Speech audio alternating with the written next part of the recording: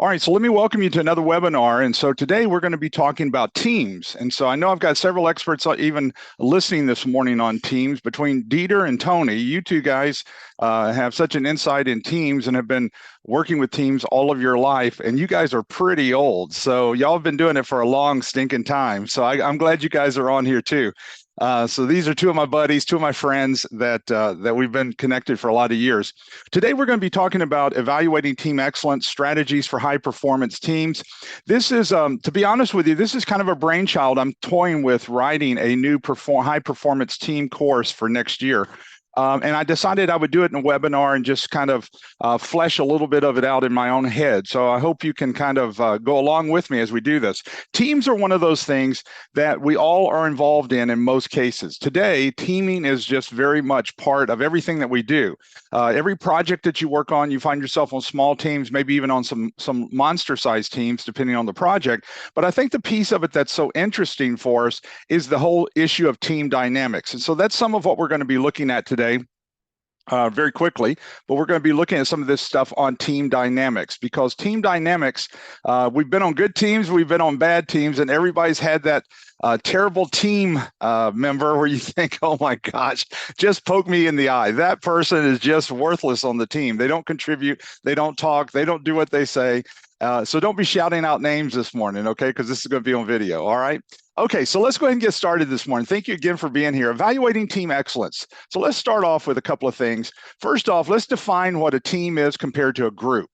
Many times, and this especially was years ago, many times people would talk about a team because they worked with two coworkers on something. That might be a team, might not be a team either. So I'm going to give you some characteristics of what really a team can be and should be in most cases compared to a committee or to a work group, and we'll revisit that a couple of times. So a team is a group of people working together for the same objective, the same goal. A group includes several individuals who are working together, but the key thing is it's not really for the same goal. So obviously, if you're on a project team, then you're going to be on a team because the goal is to get that project out the door or to build that type of product for the customer so that it can be taken care of. So in those situations, obviously you are in a team, but a lot of times because we work together doesn't mean that we are on a team. We're working, doing our own hodgepodge of stuff. And so we might not be actually going in the same direction for the production of a product or something. Various types of teams have come up over the years. Some of the team stuff that we look at today really got its heart and soul back in the 60s when we were going from an autocratic system over to a team system. And so I'll refer more to that in a moment, because I've actually gone back to some of those root researches to kind of talk about it because they were so correct back then. But here's the thing, your newer team people actually are referring to the old research to be able to bring it together because it was such strong research. So here's some of the types of teams. We've got management, cross-functional, self-directed, project teams, pilot teams, scrum teams, and then you've got committees and work groups that people are calling teams, but they might or might not be a team. Even though you might be called a committee, you might actually have all the characteristics of a team. So these are some of the various team structures. So let's start with one of those that we're all very comfortable with and have seen for years. If you've been in the workplace, it's called a management team. Your management team represents management, their objectives, the function. They're going to be guiding the organization toward the direction with strategic plan, goals, objectives, those type of things. Now, obviously, there's different levels of management that we're not going to get into, and most of us know that. And so supervisor, somebody with a supervisory position, they're going to be in the management pot as well. They're providing some of the services for reaching those goals and objectives for management. But management team looks at things totally different. They're always looking at it from the bottom line, what it's going to cost, and they're looking at driving those objectives that's going to reach the strategic plan and goals. Now, nothing wrong with that, okay? Because once again, let's go back to the project side. Our project should be driving one of those objectives as well. But the point is, management team is not going to be down in the weeds on everything most of the time. Unless there's a crisis, they're going to be above looking at multiple things that could be happening. The cross-functional team and the self-directed team are probably your two most experienced teams. They have the most power in most places. They have the most authority. Most of us have seen these folks. Cross-functional team is a little different, though. Cross-functional team, you have a group of experts, variety of experts, and they usually have different disciplines, and they will function on that team. Could be that you have a cross-functional team that's different places in the organization trying to solve a problem or put in a new system, whatever the case may be. So a cross-functional team is very high functioning, and they are subject matter experts. You've got a powerhouse of experts, not saying that other team members couldn't be an expert, but this group, absolutely. This is your focus group. This is your highest group of experts, of subject matter experts that you have. And cross-functional teams have this level of knowledge, and that's why you use a cross-functional team, is you're looking at what you're trying to do with that project or with that system or with that software, and you're trying to see, okay, it's going to work in our section, but is it going to work when it goes someplace else? And that's always the challenge for those of you that are in the technology world. Self-directed teams are one of the highest functioning teams as well. And the reason is because they function without a manager most of the time. Let me say it again. They function without a manager. They call their own shots. They make their decisions, what work they're going to do. And so they have a lot of autonomy. Management might be there, but management consults with them. It they don't spend their time with a lot of authority over them. Not that they never make a decision, not that they never have meetings. Don't mistake what I'm saying. But the self-directed team, they are experts too, and they motivate themselves. They have autonomy, self-guidance. They decide what they need to do, but they're not asking permission for everything. They also have, self-directed teams can have the most barriers removed because they are supported by management. You want self-directed teams. Many of the project management methodologies such as Scrum, Kanban, Agile, any of those leans toward that self-directed side because you want these folks running wide open, producing for you, and they're good folks, and you know they're knowledgeable, so you're not wanting to bog them down in any type of way. Now, your project team might actually be a project team / self-directed team for those of you who run a lot of Scrum, or it could just be a project team where you do have a project manager and everything kind of funnels down through him or her, and that comes to the project team, and that project manager is the one responsible and in control of everything. So all of that obviously can be one of those things. So project teams focus their work on achieving a goal, and it's always that project, trying to execute whatever that particular piece is. So this could be a high-functioning group as well, but many times you'll also have inexperienced people here as compared to your cross-functional team or as compared to your self-directed team. A lot of times you're inexperienced people, not that you couldn't have them, but normally that's not your select group of who you're going after. Many of you are starting to experience projects that require research, and research, one of the easiest things to do this and ways to do this is creating your pilot team.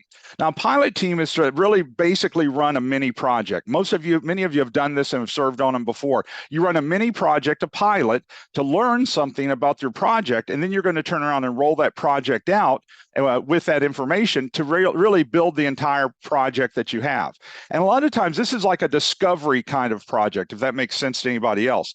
So pilot teams focus on bringing together different people to run a small section of a project because we're wanting to learn, we're wanting to see how it works, and it's like it's calculated risk. If we can run this 9-week project and do these things, then it's going to tell us whether or not this is going to be a good fit for us and our organization, our systems, our enterprise, and all those things. So regardless whether the pilot solves a problem or not, the team is actually learning as they go through this. All new technology will do some of this. For an example, let me just mention to you, we've talked about AI in the webinars, and I mentioned last month that I'm writing an AI class that we're going to be working on, that we're going to be testing this year.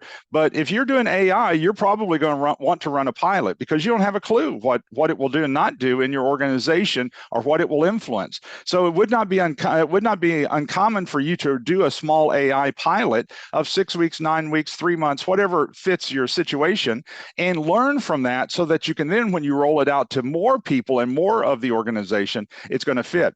Pilot teams are highly communicative with management because every aspect of the pilot program is evaluated.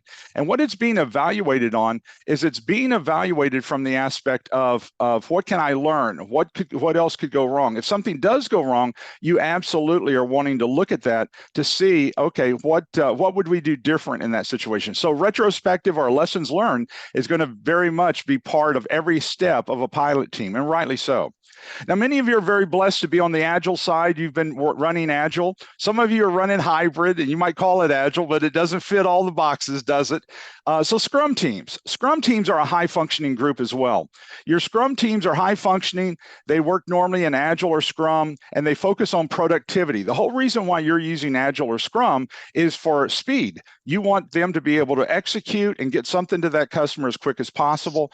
You're normally doing things and handing stuff off to them in sprints or iterations so that they have the capability of being able to start using it and giving feedback quickly. And that's exactly what you're wanting to do in that situation, is get them something so they can say yes or no to it. Your Scrum teams are wired like this. In other words, they're not asking permission. They're trying to do that 3-week sprint and get something to that customer quickly. Now let's talk about committees a little bit. Now committees can be one of those things too that we get into that could actually be a team, but we call it a committee. Many of you that work on projects, you might not work on what's called a project team, and you might not work on something that that somebody else would even call a project team, but yet everything about what you're doing is absolutely very project oriented. And so that's one of the pieces that you could get into. So committees typically though are very diverse, and the committee a lot of times is there for reporting purposes. They're reporting to upper management, giving them input on what, and management really is the one making the decisions, holding all the authority. Now, there's not anything wrong with a committee. Don't mistake what I'm saying. There's some very clear purposes for a committee to explore something and bring that information back in for management to see it and then turn around and make a decision. So there's room for committees here, but a lot of times we might be actually a full-blown team in some cases, especially if we're implementing a lot of those things. You might actually be a team, but you're called a committee. Decisions are normally achieved through consensus, through voting. And of course, in most of your teams, a lot of times you're finding the consensus and voting being a big driver to be able to push a lot of these through. The other piece that you're looking at could be work groups. And some organizations never call them teams, they call them work groups. And so these folks are usually focused on one of two things, either a problem or a solution. So they've come together, and we put these 5 people together because we're having problems with this system, or the system keeps going down, or it keeps giving us wrong information. And so they're working usually on a specific problem or solution. And then once that problem or solution is fixed, then we roll them right back into either their other projects or back into the work areas so that they can do those. Work groups may report to a project manager, or they may report to just a manager because they've been put together to solve the problem. And so nothing wrong with that either, but once again, it has a little different flavor. Now, when we talk about teams, let's go kind of move into the team that you have that you're wanting them to be just full-blown, full-functioning kind of thing, okay? So what you're looking at is, in working with a team, is that normally you've got a lot of ideas sitting around the table. So you've got to be strong on the facilitation piece, obviously, and you've got to be somebody who's not threatened because somebody else has an idea. The people who are the best team leaders and the best people who work with teams are those who they all have ideas, and I want their ideas. I'm not intimidated by their idea. I want to hear what it is, even if it's the most stupid idea I have ever heard of. And we've all heard those, and you think, man, where did you get that? But the point is, you'd rather hear it there than not hear it. So the thing that really helps, though, is that teams can make decisions a lot of times faster than you think they can. They should understand the customer requirements or the problem requirements, and you can build on the strengths and weaknesses of knowledge because your people will learn from the most experienced person. That experienced person will pull that team up 99% of the time. So if I've got somebody who's a marginal worker, and I'm not trying to classify people, but you know what I'm talking about, they're a good person, but let's say they have a lack of experience, I can have them in a team with some experienced people, and you will see their skills elevate to that situation. And looking on our call, for some of you folks that I know, that has happened to every one of us. We've worked with somebody who was better than us, and we all of a sudden pick up those skills. It can increase communication, it can create better ideas most of the time, but the big thing about a team too is it increases buy-in.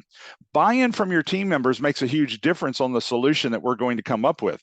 It increases buy-in, also places the people who understand the problem closer to the situation. We want them to work on that. And it's that plurality of leadership. And we don't use that word in the workforce very much. In churches, we use it like crazy, but a plurality of leadership. You've got a lot of people leading and guiding and giving ideas to be able to move the project or to move that solution on to the next thing. So there's some benefits in working with a team. Now, let me chase one rabbit here. If you're working with a person It's all about them. They have that narcissistic personality. It's all their decision's always the best decision. They're not going to work with the team very well because somebody's going to give an idea. They're going to feel threatened. They're going to bark stuff back out to them. And so your team's going to think, okay, why aren't we having team meetings if this person already has a solution in their head and they're already making the decisions for everything? So this is an important shift of our thinking. Listen to the other people. You can still make decisions down the road, but this will help us overall. Now, what teams need to deliver high performance? Well, the biggest thing is going to be the goals piece, goals and purposes. You can have a goal, but not have a purpose. The purpose will help self-motivate your people. Many of you have some great people working for you, but they have caught on to the purpose. It's what's made them even better. They're connecting to you. They like what they're doing. They like the purpose, the goal that's there. I mean, so what you see there is just something that is so obvious that, that I'm not having to pump them up. You ever have people who sprung a leak? I can remember pumping people up, and they have a leak. They keep having that slow leak, and you feel like the next one you got to pump them up again. Oh my gosh, that just wastes our time, doesn't it? If you have that person, you know what I'm talking about. So here's the thing: you're wanting people who I don't have to pump up every time. Not that they don't have good days and bad days, but they're typically pumped up on themselves with themselves in what they're doing. So also your SMEs are going to fit some of this as well. Your subject matter experts, they're going to be there. They're excited about what they're doing. If they're a SME, they probably have gotten excitement into that particular area of work. And so that helps pump them up as well. Flexibility to use and adjust resources. All of this makes the difference for whether or not, once again, you're looking on the outside of that performance. Are we performing at the level that we're wanting to perform? So let's take a couple of these apart. So clearly defined goals and purpose. So what is the customer organization trying to achieve? Now, on the project side, we call this the scope of project, don't we? And so if you're wrong about scope, it doesn't matter what else you're right about. Why? Because we're hitting the wrong target. Same thing here. What is it we've got to be doing with this team? Where do we have to be going with this team? How will the customer organization measure and evaluate their goals, their purposes? They're measuring it some way. Your team needs to understand that so that they're together on how they're measuring success. Also, what values and ethics will support the trust and performance of the team?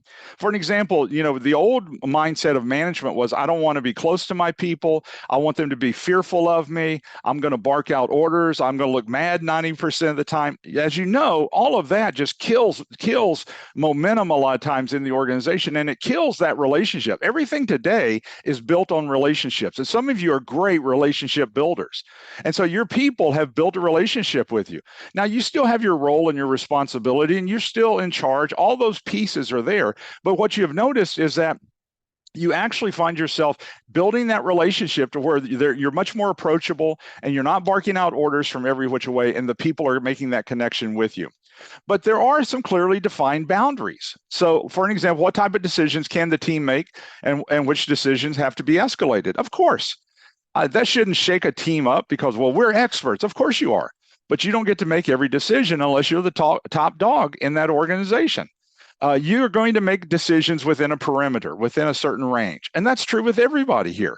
Everybody has a certain range that you can and cannot make decisions. Where can the team go for additional information, communication, additional research? That has to be a piece of an anchor for that, because especially if you are working with that team and you're the manager, let's say you're the manager, you want your people being able to research the stuff. And when you're talking with them, for them to have ideas of solutions. I don't want to research it. You don't want to research it. You want them to research it and bring it back. I thought this was going to be a good idea, but after looking at it, everybody's had trouble with this. This might not be as good an idea as what I thought. And for everybody to be able to talk through some of those. Also, what can the team communicate to others about the project? Can they talk to anybody, or is there a strict chain of command? Many of you are in systems that you have a strict chain of command. And some of that is because some of you are working on top secret projects. So you can't talk to anybody outside that chain of command because they're the only ones who have a security clearance. So that one even makes sense. But even if you don't have that, sometimes we have a box that they can only talk to these certain people, even though it has nothing to do with security. And that might even be right on target for your organization. So it goes back to that control. How much control does the team have over what they're trying to do and what they're trying to learn and research for this? All right, so let's go back to our SMEs. We know that our SMEs have a lot of the answers. There are subject matter experts that are there on site. And these poor people, we burn them out like crazy. I mean, none of us seem to have enough SMEs. And if you lose a SME, it's like, oh my gosh, just poke me in the eye. Who's going to take that position over? Because we always over allocate these poor people. They're on more teams than we can shake a stick at. They've got more meetings than they can possibly attend. And everybody's upset with them for not attending the meeting because they were in another meeting. So this is a kind of a thankless job sometimes. And so if you're a SME, God bless you, because it is one of those challenges. So who are the SMEs in the organization? Now, here's the thing that you probably have noticed. You have SMEs of different calibers and SMEs of different topics, different topic areas. You've got some of you are working on software projects, and you've got a SME who is the SME in all the programming issues. If there's a programming hiccup or bugs are coming out, they know the stuff. Then you probably have a SME that's probably on the hardware side. And so then many of you have a SME that's maybe on the management side or the people side or the HR side. So we have SMEs with different pockets. So it's not like one SME fits everything. That's not normally how it works. Who are the other SMEs that could be contacted to verify the original SME's idea was valid, especially in these big problem situations that we're drawn into? Is there some other people? And most of you do this. And so you've never done this before. You've got this problem. You're coming up with a solution. We've never done that solution before. Most of us want input from somebody else. What have I missed? What did I not look at? What are we not seeing here? You're wanting people to kind of brainstorm with you on some of those pieces. If we didn't have this, what would be the next step? Or what should be the next step even with us having this? You're just generating those different types of ideas. All right, so all of this brings us down to that idea of teamwork. Teams work together for the same objectives, but here's the key, the conflict piece. And this is what we all hate, don't we? You love working, but you hate working with the people who you have conflict. And here's the thing, Project Management Institute, if you've been in my class, I've said it before, they stated a few years ago, project managers are conflict managers. Why? We got people to work with. And people are not always on their best. And sometimes people are kind of grouchy and gripey. And you know what? All of us are, aren't we? Or that's what Wanda tells me. I'm grumpy and gripey sometimes, even when I don't think I am. Well, you've got a tone. I didn't realize I had a tone. And so sometimes we are gripey and grumpy, aren't we? I guess we are. So teams communicate openly and freely with each other. And so you don't feel like there's any restriction. And also as a unit, they function more as that unit, not as an individual. And so, in other words, I don't want to make a decision that my team doesn't know I'm making because I want to communicate to everybody. I don't want to make a decision over here that somebody else might be needing to give input on. I want their input. I want them to be part of that. So since teams work together and they're working together for objectives and goals and missions, then this refers to that collaborative piece. Now, we've all seen the Lone Ranger kind of mindset where the Lone Ranger goes out here and makes all these decisions, and then everybody else deals with the fallout of it. That's not a good manager. That's not a good project manager. That's not a team player. Because the thing is that has one person calling every shot. You are wanting it to be a situation where people are connecting. People are there being part of this. And so one of the things I thought was interesting was Salas, Sims, and Burke in their research identify key dimensions of leadership, of teamwork in leadership. And so I thought this is interesting. And so is there a big five in teamwork was the title of their book. And so it said mutual performance, monitoring breakup behavior, adaptability, team orientation, shared mental models. These dimensions facilitate the process through which teams combine their individual skills and resources to produce collective outcomes. Now, many of the researches you'll find are being quoted in new material, and you think, oh, that's new material on teamwork. Many of them are really quoting some of these older people who have done some of the foundational research on teams that have really been good. So the point is that are we going after the right goal, mission and objective? And is it clear to everybody what we're doing? So as you do this, you're going to have conflict. Why? That's just the nature of work in some cases. So statistics, and this was one that I thought was interesting, 85% of the employees at all levels experience conflict and spend an average of 2.1 hours per week dealing with it. This was a Harvard research study that I thought was very interesting. What does it mean? We're going to have conflict. You're going to have disagreements. That is part of the work environment today. However, when managed effectively, this conflict can lead to personal growth, improved team performance, and innovative problem solving. I love it, because isn't that what we're trying to do, is grow? And even though I don't agree with an idea, can I learn from that idea of what we did, especially if it would be successful for them? Of course we can. Another study, and this was a study that's been quoted several times, it's a qualitative analysis of conflict types. And many of you have gone through different types of conflict training probably, or different types of team training. And so task conflict and relationship conflict are the two that they're comparing here. And I thought this was perfect. Task conflict concerning disagreements about the content of tasks can stimulate critical thinking and creativity, leading to better decision making. Relationship conflict involves personal incompatibilities, tend to have negative effects on team dynamics. So we don't like each other, we don't get along. Your personality just feels like somebody is dragging their fingernails down a chalkboard. Of course, we don't have chalkboards today, we have whiteboards, but it's that thing of, oh my gosh, when that person starts talking, you can just read the body language of other people in there because they just don't like that person. They drive them nuts.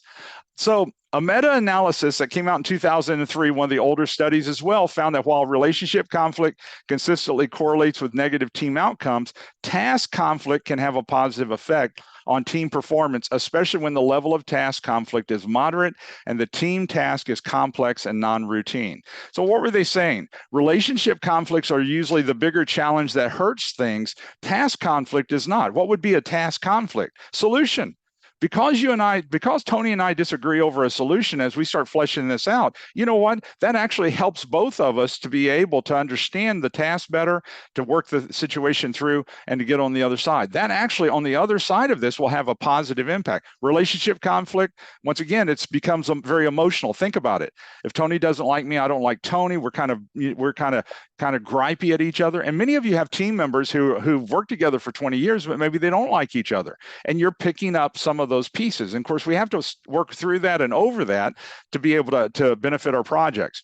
Another piece of research I thought was interesting, because this is early on in 2004. This is talking about managing your emotions. And so this actually is connected to emotional intelligence, which I thought was interesting. So teams with high emotional intelligence are better equipped to navigate the complexities of interpersonal conflict, leading to more effective collaboration and problem solving.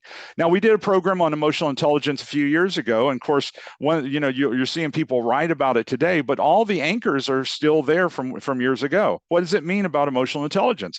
Do I know what punches my button? Do I know what upsets me? Am I able to control my emotions in a situation?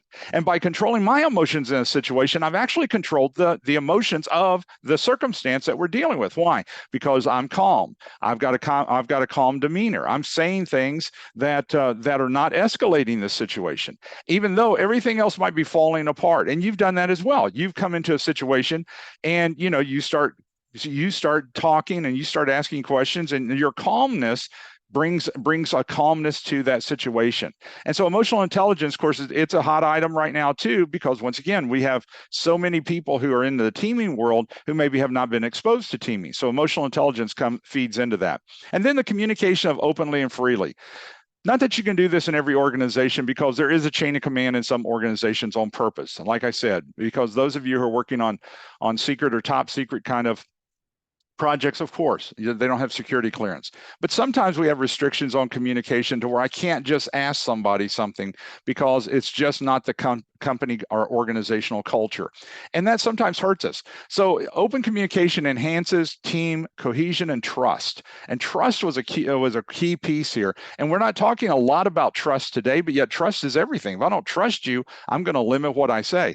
And so Edmondson in Psychology, Safety, and Learning Behavior in the Work Team said this: highlights that when team members feel safe to express their thoughts and opinions without fear of negative consequences, it leads to greater team cohesion and a collaborative environment. Many of you have been in your team meetings, and I've heard people express different ideas than maybe you had personally. And you know what? They weren't fearful to do that. Now, they supported whatever decision needed to be made once it was over with. But you wanted to hear that other side, because once again, that made you better, that made them better. And it is a possibility that they had a better idea than anybody else. But the point is that do we have that trust that we can do that? or we're going to be reprimanded because we had a different idea than maybe the project manager had, or maybe the program manager had. Not normally. Open communication promotes innovation and creativity. It encourages sharing diverse perspectives and ideas, a crucial innovation driver. According to West in Sparkling Fountain or Stagnant Ponds, he talks about this. He says, an integrative model of creative and innovation implementation in work groups. Here was his quote: a climate of open communication allows for the cross-fertilization of ideas, fostering creativity and innovation within the team. Now think about this idea of innovation. Man, we need innovation from so many different ways. If the quotes about from so many of the technology people is true right now, then what you're going to be able to see is they're talking about that with AI coming into the world right now, the way it's working, and with the functionality that they're getting out of this, that within the next 3 years, you will see the same distinction or the same jump as we saw when we had no internet and got internet in the late 90s. And they're saying this is going to be another one of those paradigm shifts because of that level of technology. And of course, as we look at it and see all the people tapping into it, absolutely, I can see that. And so we definitely want our people to be innovative and creative. How are we going to work and do this in our organization? Not that it's all perfect. It's not all perfect. And not that it doesn't need guidelines. Of course it does. But the point is you want your people to be innovative and creative. Also, open communication contributes significantly to employee engagement, job satisfaction. I don't know if you have a high turnover or if you're running that skeleton crew that doesn't have enough people. Wanda and I went on a cruise in January, and one of the things we noticed is they did not have enough staff on the boat. If you've ever been on a cruise, you can spit and hit 3 workers. I mean, just any direction. You got workers from every direction cleaning and working on the boat. We ate in the dining hall each evening, and the dining hall, they couldn't fill it up, even though there was a line of people out in the hallway waiting to get in because they didn't have enough servers. And so you just see that in the cruise industry, and you know that many of the people they recruit people from all over the world. If you've been on Facebook, you probably have seen people who are posting, and it's a recruitment tactic to say this is a life on a cruise ship. And so they're looking for young people who really aren't married in most cases, who are willing to work on a cruise ship and see the world, is how they position it. But the purpose behind this, I want to point out, is almost every one of us don't have enough workers. So to be churning workers is a horrible deal, because then you're trying to replace the workers that you have left, plus hire those positions that you still had closed. But the thing I thought was interesting here is, according to Towers Watson's 2013 Global Workforce Study, and I didn't see a newer one than this, companies with highly effective communication practices enjoy 47% higher total returns to stakeholders compared to the firms that are ineffective communicators. The people stay, the people do better for the customers, and the people that are working there actually are able to solve and resolve many of those problems. And so the point is that ability to communicate with them is going to help them. Now let's move a little further into the problem. Team solves problems.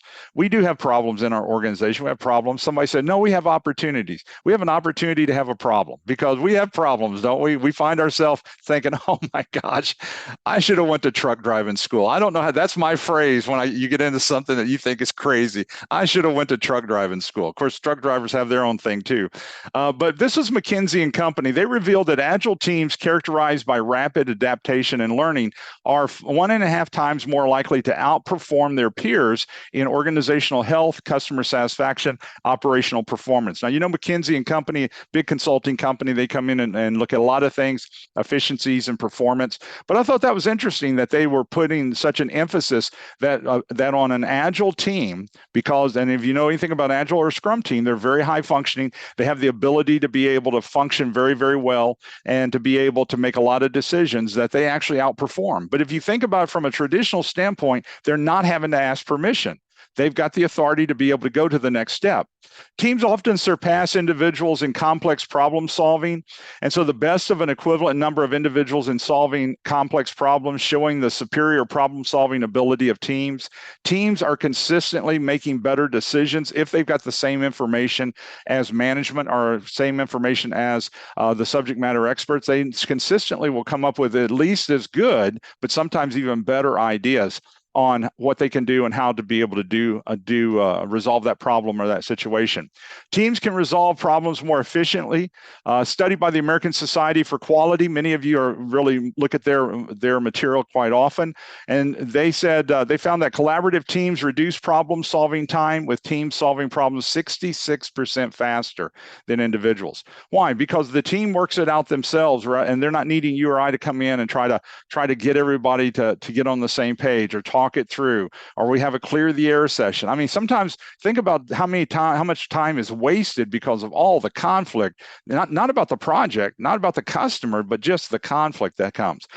Teams can make high quality decisions compared to individuals. In 2010, the research was showing that collective intelligence shows that groups' collective intelligence enhances its ability to decide and solve problems effectively. All of these that I'm quoting that are older documents are being re-quoted in some of your newer team books. And so don't be surprised if you see them if you're reading one of the other texts on teaming, because why? The research they did was so strategic in working with teams and understanding what was happening with them. All right, so almost all of us have participated and seen the Tuckman model. This is Tuckman in the latter 60s, early 70s. This was, everybody knew this. So Tuckman looks at it from 4 different stages, and all of us need to understand this as well. Tuckman has 4-stage model. If you did your PMP, you notice that Tuckman has a 5-stage model for the PMP. So he actually has 2, but the 4-stage model is the one that is the most famous, has been out a lot longer. And so what he basically said is, if you look over in the far left-hand corner, which is the forming stage, when you put a team together, it begins forming. And so everybody's kind of on their honeymoon period. They're just kind of getting along right. Nobody's really being obstinate as they come together. And then shortly, they're going to move into the storming stage. This is the conflict stage that we get into when people start looking at the ability of how they're going to get along, disagree, and agree on ideas. And then they'll get into the norming stage, where it starts kind of slowing down a little bit. People start getting to where they talk things through a little bit. And then the 4th stage that they're showing here is going to be the performing stage. This would be the highest amount of performance and cohesiveness that team could have to work together. And that's what we're all trying to do. But the problem is that storming stage, having a team work its way through the storming stage and not get locked into that storming stage. And here's the thing that most people don't realize.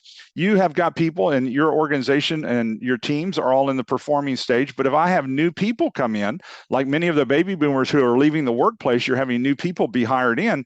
It's not uncommon for a team to revert right back to the storming stage and have hiccups. And the reason is because it's new culture, new people, new ideas. So it's not that uncommon for that to happen. And a lot of times we think, what is going on here? Well, what's going on is you're going back through the storming stage. Now you're going to come back to performing, but once again, you had that little hiccup because we had new bodies in there, new ideas, new people. So how do team leaders impact their team? Well, we give them vision, direction. We keep the team focused on what is the priority. What's the main thing? Execution. What's the main thing? Get the product out. Facilitate the meetings, coordinate the assignments and areas, and any area we need more research in, create and build the synergy around trust. And this trust piece is important. Do they trust what I'm going to say? Do they trust I'm telling the truth? Do they trust you that you're telling the truth? And then educate the team and how can they self-manage? Most of us don't want somebody we're having to have our thumb on the whole time. Most of us would think, well, I want to get rid of that employee because they need to go someplace else because they're sucking down too much of my time. You want them self-managing. You want them making most of their decisions. Not that you never make a decision, but you're wanting that out of them. Now, here's some strategies for high-performing teams that seem to benefit. First is go back to the clear goals and alignment. Does everybody understand what the goal is? Now, I know on your side, you probably do, but does your team, does the people working as you go down another level or 2 more levels, do they understand it? And the thing is, that's kind of interesting. Sometimes they don't. Sometimes they're doing the work. Their boss told them to do it. Their supervisor told them to do it. The project manager is expecting them to do this piece of work, but they don't really see the overarching piece. According to a study by Harvard Review, teams with clear goals increase their performance by 25%. That's actually a little lower than what I would think. Why? They know what we're supposed to be doing, and so they go in that direction. Goal alignment ensures that every team member understands their role in achieving their objectives. Role ambiguity has been one of the challenges we've all had on projects. That's one reason why we use a RACI chart, responsible, accountable, consultant, inform. It's so that we can go back to making sure that everybody understands what is the role that they're supposed to be doing. This idea of trust is a part of the psychological safety. Do I trust my company? Do I trust my project manager? Do I trust the people I work with? And trust is more caught than taught. It's not something you can just say. It's something that I've caught because we've worked together so long. I thought this was an interesting piece of information. Google's Project Aristotle revealed that psychological safety is the most important factor in high-performing teams. When team members feel safe to take risk and be vulnerable in front of each other, collaboration and innovation thrive. Think about it. We want sometimes paint the picture. Maybe we don't mean this, but we will paint the picture. Our team has to make perfect decisions. Our team has to have perfect solutions. Our team has to be perfect on the problem solving. Now, none of us would, if we're interviewed, would ever say that absolutely. We would not.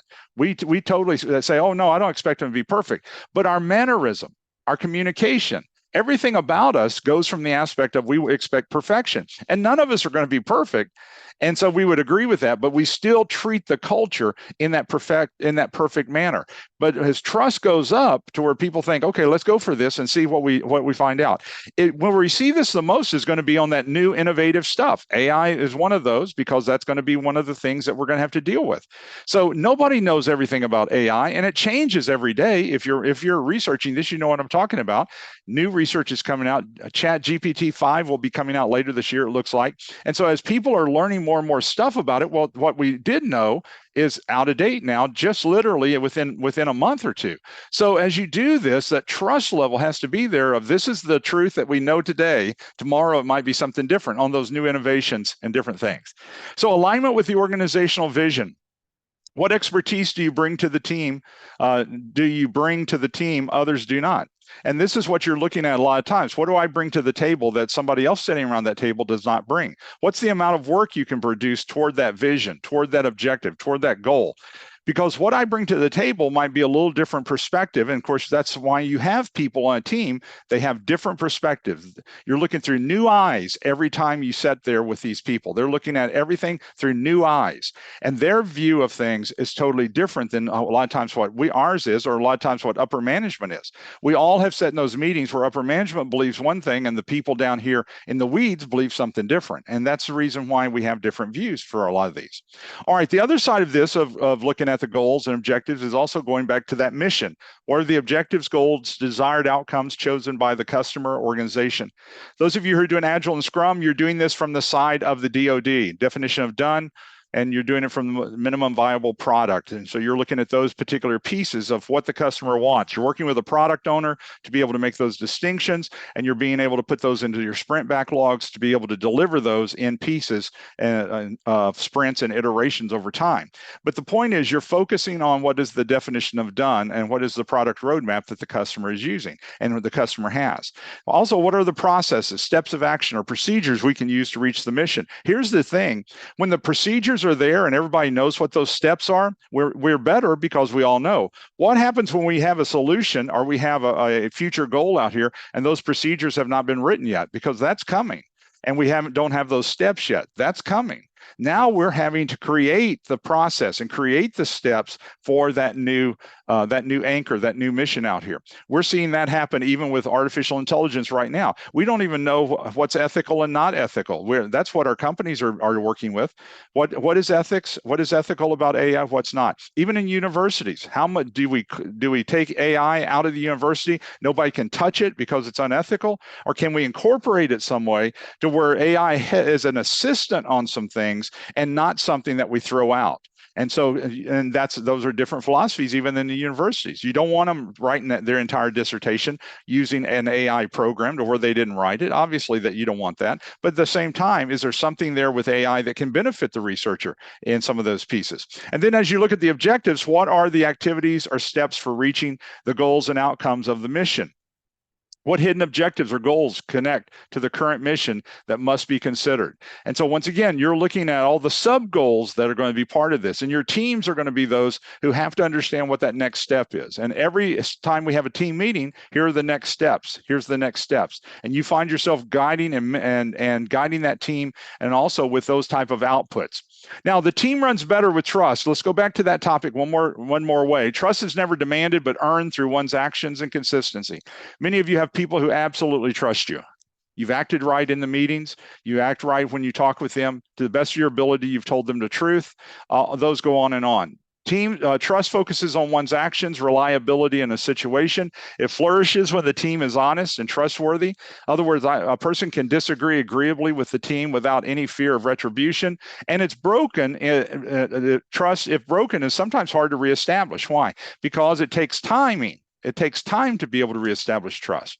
That's like me walking into your organization and say, hey, I'm from the government. I'm here to help. I mean, the trust is not going to jump all over the top just instantly, is it? Because that fear is there. You think, oh, first off, I didn't ask you to be here.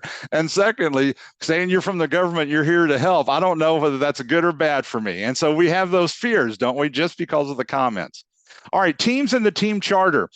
Many of you, if you've read the new PMBOK 7th edition, you have gone back to this probably and looked at this. The team charter is basically a charter, not a project charter. It's a charter for the team, how the team's going to get along, how they're going to act, how they're going to engage. And so the charter is a document that supports how the team engages in meetings, disagrees over topics, makes decisions. A team charter is a new driver. Many of us have used a code of conduct, a code of ethics for our meetings. This kind of encompasses all of that. It's the people side and it's the mechanisms that we want in those meetings. So if you've not looked at team charter, that's something maybe for you to take a look at. PMBOK 7 has that. You can actually Google it from the PMI website and see some writing on it. But the charters include code of conduct to govern how the team will act, as well as requirements for punctuality, follow through, next steps. All of this on team charter allows you to be able to frame a document that everybody agrees to of how we're going to act in that team meeting. Now, that's assuming that you've got terrible team meetings where your people are acting out or they're not coming through and follow through with what they're supposed to be doing. Now, the issue of facilitation is sometimes challenging for some. There's several great books out on facilitation. We might even do something on facilitation next year in 2025. But it's ability to run a meeting where everyone feels comfortable talking, discussing the topics, the agenda, but at the same time, people are able to express their thoughts, their ideas without a fear of anybody ramrodding them or being upset at them. The power of facilitation rests in the leader of that facilitation, because it's your calm demeanor, it's your ability to move from one topic to another, it's your ability to make sure everybody was heard. And so facilitation is not just running a meeting and going through the bullet points, it's also allowing people the flexibility to be able to say what they need to do.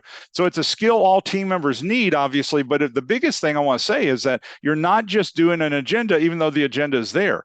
You're looking at the body language, the facial expressions, what everybody wanted to say, so that they can say whatever it is they need to say. The power of consensus in running meetings. A lot of times people misunderstand this. So I wrote this down first thing. Consensus does not mean 100% agreement. And sometimes people mistake that. Consensus means this is the best idea that we know right now, understanding that down the road there might be a better idea that actually surfaces and comes up. It allows the parties to verbalize their ideas or positions, but then talk through the agreement. And so, in other words, consensus means this is the best idea we have based on what we know right now. And so you want that team to do that. And even when a group cannot agree, sometimes they have to agree to disagree about that topic. This reinforces that team charter that we were just talking about a moment ago. The other piece is going to be training for the teams. And some of you use the webinars, and you've written me telling me that you're using the webinars for training once a month for your people. God bless you. Thank you so much for doing that. A company out of Canada has actually been using us for training, and I think we're into our second or third year with them. Every month, this is part of their team meeting, is to be able to go through an hours of training on some project management topic. So I'm grateful that you wrote me and told me that. And if anybody else is doing that, I'd love to hear it, because it's an encouragement for these types of things. But training your teams is going to be connected to, once again, what kind of projects you're running, what kind of atmosphere you have, and what do your people already know or don't know. And so obviously, if I'm hiring high performing performing project team members already. They know some of the fundamental stuff, but you still are going to find yourself having to train them. And so training them in conflict resolutions, facilitation, any of those type of pieces will be very, very important. So training team leaders, as you're training team leaders, they need to push the decisions down toward the people. Some of your cultures are easier to do that than others. Some of the policy and procedures are automatically mandate that the project manager has to make the decision, or that management has to sign off on it, or whatever the case is. But as much as you possibly can, engaging the people under you to be able to give you ideas, give you steps of action or solutions is going to help. Create those internal experts. You've got experts right now, subject matter experts. Who's going to be your subject matter expert in 5 years when those people are gone? The average turnover in America is 4 years and 3 months right now. And so what we're looking at is, who's going to be my next expert? Are we going to just be trying to do it on a wing and a prayer, thinking, well, you know, Bob was our expert and we've lost Bob. Well, who's going to be Bob's replacement, or who's going to be able to assist? And so being able to develop those shows that vision of, once again, that a vision and trust of being able to build those skills in everyone else. Now, I thought this was an interesting graphic. This is from Cook, Building a High Performing Team. This has been quoted in many of your books out here, and I thought this was really good to go back to it. Effective teams contribute to one or more areas. And so do they contribute to content, topics, subject matter, opinions, views? Do they contribute to procedures, structure, processes, or do they contribute to the teamwork itself, the climate, the atmosphere, the openness, the trust, any hidden agenda? That team is strong about working through those hidden agendas. I thought this was a great graphic, and here's why. Haven't we seen teams who, man, they are the content people. They're the subject matter experts. Man, whatever they need to know about this, whatever this is, they're spot on. And then haven't you seen people who understand the organization's procedures? And sometimes it's almost, well, we can't do that. The policy and procedures aren't going to let us. And if you've ever had that person, we've all had that, haven't we? You want to check it out, make sure that they're right. But sometimes many of them have been there 400 years and they are right. That is the policy and procedures. And then the last one, the team working together, that's that nurturing group. And you need those people in there. They're good people working together for that. And they cut people a lot of slack. They don't react just because somebody's a little grumpy that day, or because they didn't agree with something. They're very nurturing to the team. We're here together. We're in this together. And they try to pull each other up. But I thought, what a great piece of content right here, showing us the expertise can be more than just, I'm the best, I know all about programming. Well, if they might know all about programming, but teaming might not be their best piece. Now, what the team leader brings to the team, several things. This is not an exhaustive list. The project, the culture, the expertise, working methods, leadership, facilitation. Obviously, you're going to have an influence in this and many, many others. But the point is that you do bring something to the table, just like every team member sitting around that table is going to do. Cultural understanding. Every organization has their own internal culture, and cultures can have two different implications for a leader. So the culture of the organization and how it works, or how it will change into a new culture. Those of you who are doing change projects, listen up for just a second, okay? You're changing the culture of your organization. If you're automating something that has been manual in the past, you are changing that culture. And I know you think it's exciting and it's going to be great, and there's 4 people who aren't going to have to do that job, but understand you probably have somebody over here who's not excited about that because they understood what their job was, and now that project is going to create change because that job's not going to be there. So this is the dynamic we get into, is that we're over here, but we got to move the project over here. And so what we're trying to do is make that jump, but that jump is really, really a challenge in trying to do this. Understanding internal culture can help in creating the projects that will change some or all the culture. And culture is getting ready to shift in the next 18 months to 3 years. Many of you have already sent me notes and said you're working on an AI project, and I appreciate that, because that kind of reinforces what I've been thinking since last year when I started researching this, is how AI is starting to be incorporated in all kinds of different aspects within an organization. Now, expertise in work methods. Work methods can be the processes, the procedures, solutions. Work methods will focus on steps of action or processes that a team would follow when completing a project. You have some wonderful people who can take anything that you do and they can basically break that down into all the various steps and components. I mean, they're just wired that way. And so you want that person sitting there when you're trying to look at, okay, here's the solution we need, and we've never done it before. How do we get there? These people are giving you the best guess efforts in being able to do that. So an example of this a lot of times is ISO 9000. ISO 9000, many of you are certified, your companies are certified in this. And so stakeholders who are part of the original certification to get the company aligned with ISO 9000 understand this. Why? Because you had no certification, and then ISO 9000 had specific steps that you had to go through and jump through in order to be able to take care of that. And so what happened with that is that you found people who could make those steps. And then once you certified, you had to follow those steps and keep those same steps in place. That's a good example because that was a widespread shift of the culture of most organizations. Not that they were bad before, but because you're trying to be certified, certain documentation, certain steps, certain processes all have to go through that documentation. And then that expertise and facilitation. Maybe you are the expert in how to be able to talk in a meeting and facilitate a meeting and keep it calm and keep it real light. That's great because you need that. So to run a meeting in different various aspects, that's going to be your thing. You've got people working with you that are just flawless in running a meeting, and it's not tense. Everybody can share what they need to share. It's a technique that can be formal or informal. You can use a lot of different tools, and of course, all kinds of tools are coming out electronically now. But it also keeps control of that meeting. And by control, it doesn't mean that you're the only one talking. That's not my purpose for saying that. It means that we're not attacking someone else. We're keeping it on track. We're not talking about something to death, and we're making decisions. Some of the project teams, everything's fine, but we don't make any decisions. We talk about it, and then we leave the meeting, and then we talk about it the next week. And then we leave the meeting, we talk about it the next week. Oh my gosh, let's make a decision. Either decide to do it, escalate it, or this is something we're not going to do. You're wanting to be able to do that. All right, so as I bring this to a close, let me just kind of close out and share with you some dates on some open courses that we have. We've got several PMP boot camps that are coming up. Our next one that will be coming up will be in April 15th through 19th.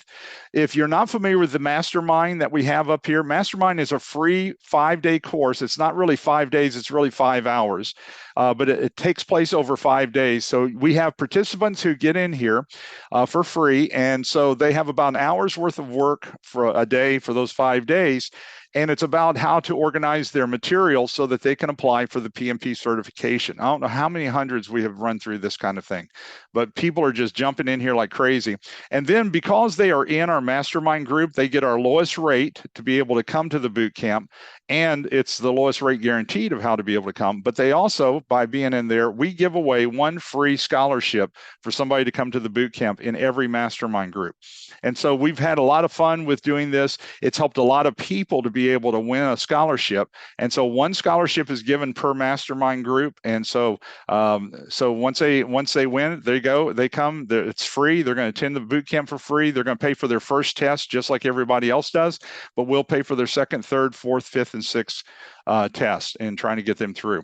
So if you know somebody who's wondering about the mastermind group or wondering about the PMP, but they don't know how to structure their material, this is going to be the perfect spot. All right, so we've come to the end. So let me thank you so much. I hope you're doing well this week, and I hope everything is going well for you. Thank you so much for being part of this, and so I'll see you next month, okay? Bye, everyone. Have a good day. Y'all have a great week. Have a great weekend. Bye now.